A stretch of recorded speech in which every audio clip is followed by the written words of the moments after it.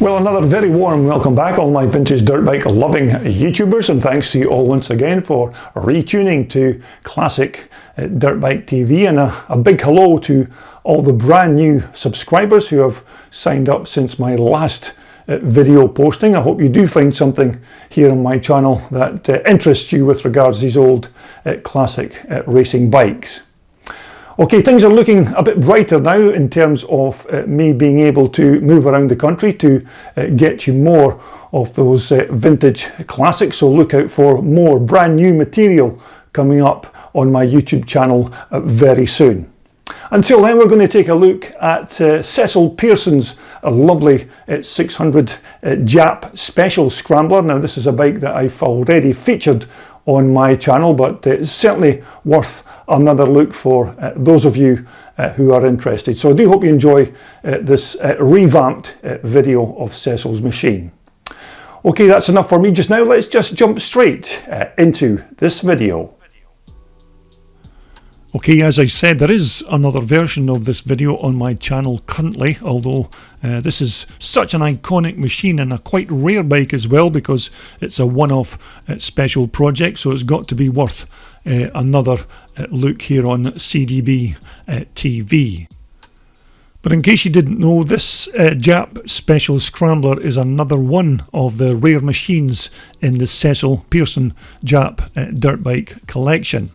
Now, Cecil from Northern Ireland has at least another 6 of these JAP Scramblers in his collection, although the others, of course, are in Rickman frames, whereas this particular bike is a one-off special with the bike's chassis being built by the very talented hands of young frame building engineer Harry Stitt, who also hails from Northern Ireland.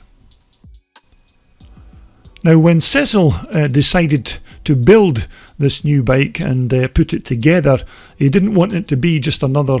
Rickman frame JAP like his other machines, and so he then asked Harry Stitt if he could possibly build him a bespoke special frame that would fit around this big long stroking JAP motor.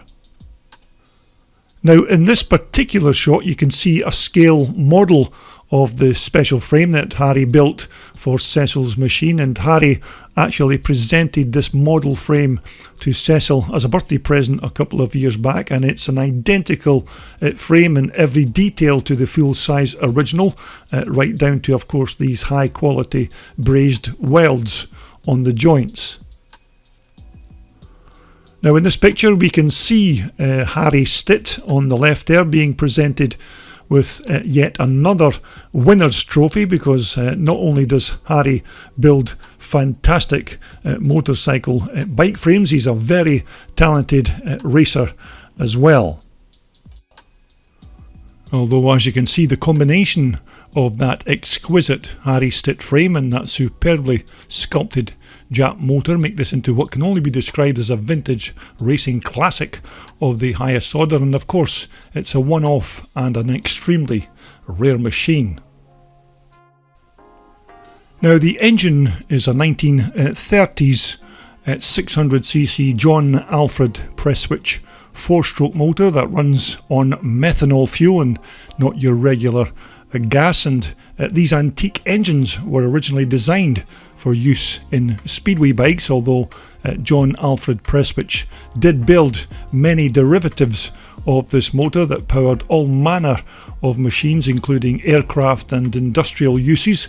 and even small motor cars, where a V-twin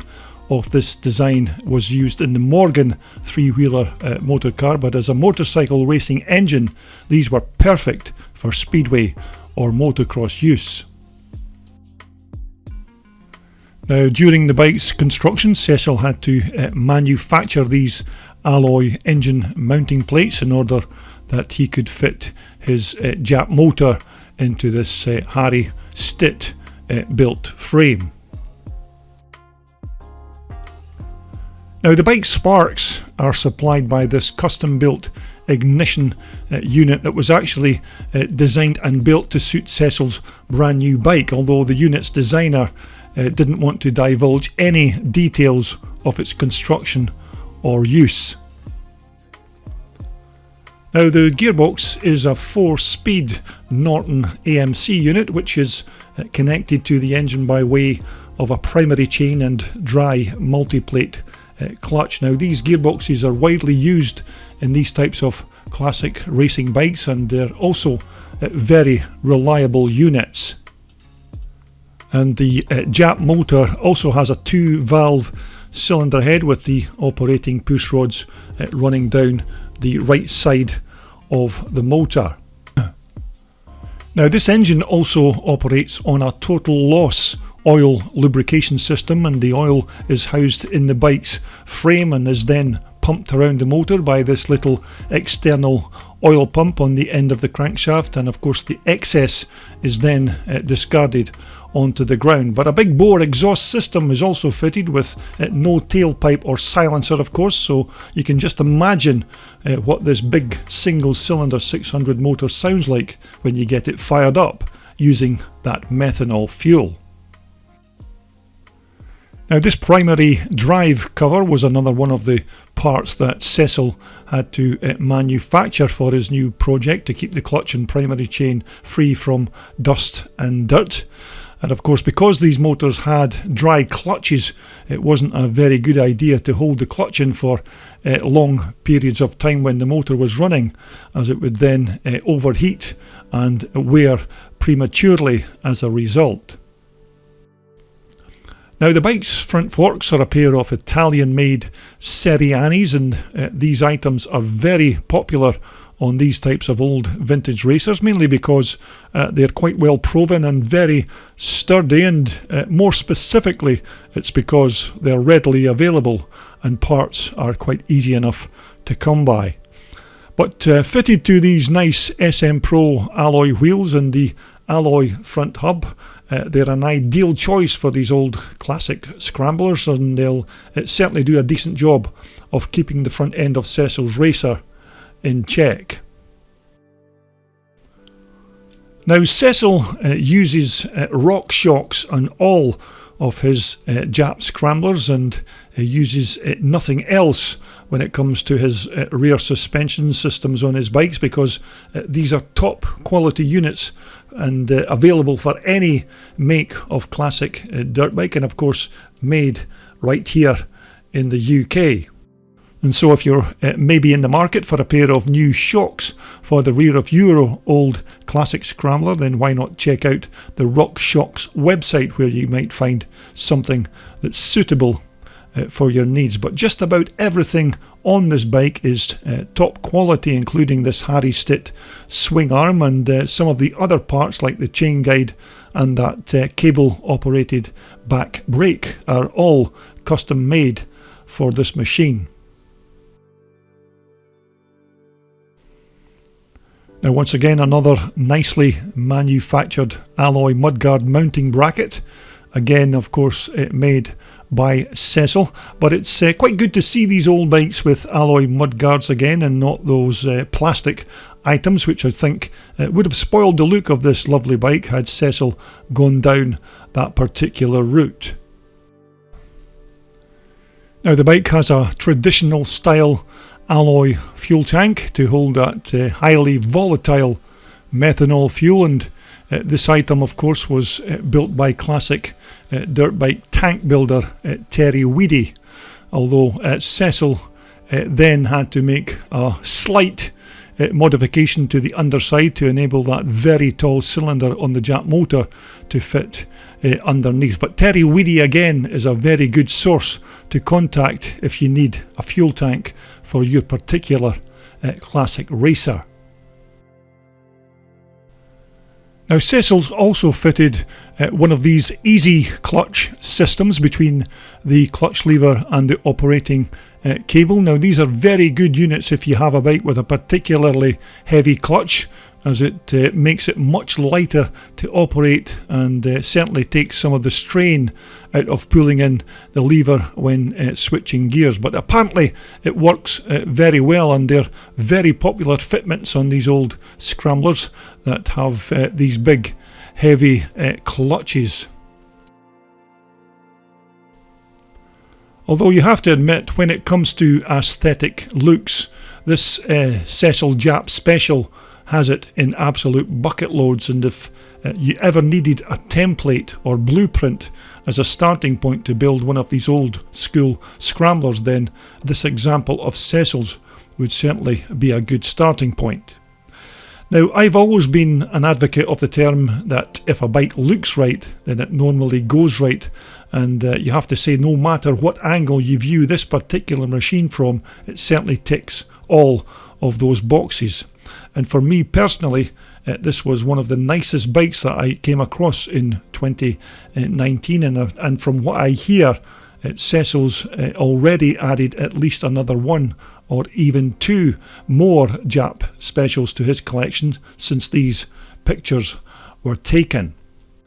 Although I think it's quite fair to say that Cecil's been a bit of a fan of these bikes ever since he built his first number 11 bike all those years ago, and since then he continues to add more examples to his collection each and every year. Although the amazing thing about this particular bike, and of course the rest of Cecil's JAP Scramblers, is that they're not show bikes, because each and every machine gets raced by Cecil's team of JAP racers, who more often than not can beat more modern machinery when they turn up to race at classic and vintage race meetings. And their very unique team JAP transporter here is easily recognisable when they enter any racing paddock, although somehow I think that Cecil will have to do a rethink if he wants to add future JAP racers into this particular transporter in the future. Although you have to admit that this is a beautifully put together motorcycle, and quite fast as well, because I've actually seen this bike and Cecil's other examples in action on the track. And if you're a regular visitor to my Classic Dirt Bike TV channel, you may have already had that privilege by looking at some of my previous videos. But if this is the kind of quality that Cecil turns out, I just can't wait until I revisit Northern Ireland once again, so that I can take a look at the latest creations that he's put together in his well-equipped JAP workshop. Well, I do hope you enjoyed that second look at Cecil Pearson's lovely Harry Stitt JAP Scrambler. A very unique motorcycle indeed. In fact, Cecil's entire collection of Rickman JAPs could possibly be one of the rarest collection of JAP Scramblers in the UK, if not even in Europe. But as I said earlier, things are looking better for me to move around the country and bring you brand new material here on my channel. So as soon as I can get arrangements made to go and film certain projects that I've already lined up, we'll get them posted right here on my channel. But until the next time, everybody continue to keep safe and well, and we'll all speak again when we return to our favourite vintage dirt bike TV channel right here on Classic Dirt Bike TV.